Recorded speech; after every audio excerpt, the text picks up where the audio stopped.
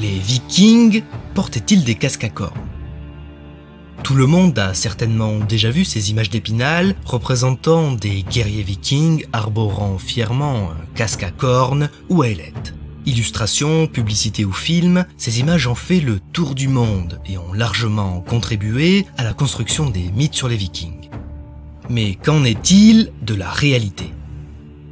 Eh bien, en réalité, il n'existe aucune preuve archéologique concrète qui démontre que les Vikings portaient des casques à cornes. Le seul élément de preuve qu'on a, c'est une tapisserie d'Osberg datant du 9e siècle. Elle dépeint une cérémonie religieuse où on peut distinguer un personnage portant un casque à cornes pour l'occasion. Le X, c'est que l'on doute que ce personnage soit bel et bien un viking. Il serait plutôt une représentation d'un quelconque dieu. En réalité, les guerriers vikings portaient probablement un homme à lunettes, ou bien le fameux casque nasal très répandu au Xe siècle. Alors, pourquoi un tel mythe? Eh bien, tout simplement à cause d'erreurs d'interprétation.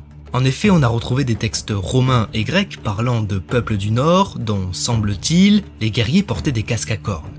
On en a déduit qu'ils faisaient référence au peuple viking, alors que, pas du tout.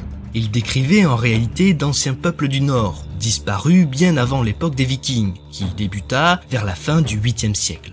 Bref, le mal étant fait, les artistes et les écrivains, basés sur des travaux archéologiques erronés, ont commencé à représenter en masse des guerriers vikings revêtus de casques à cornes.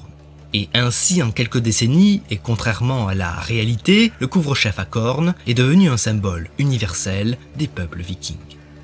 Merci d'avoir regardé ce premier épisode de Debunk History. Si cette série vous plaît, dites-le moi en commentaire, laissez un pouce en l'air, abonnez-vous à la chaîne et surtout le plus important, partagez la vidéo. Sur ce, je vous dis à la prochaine, salut!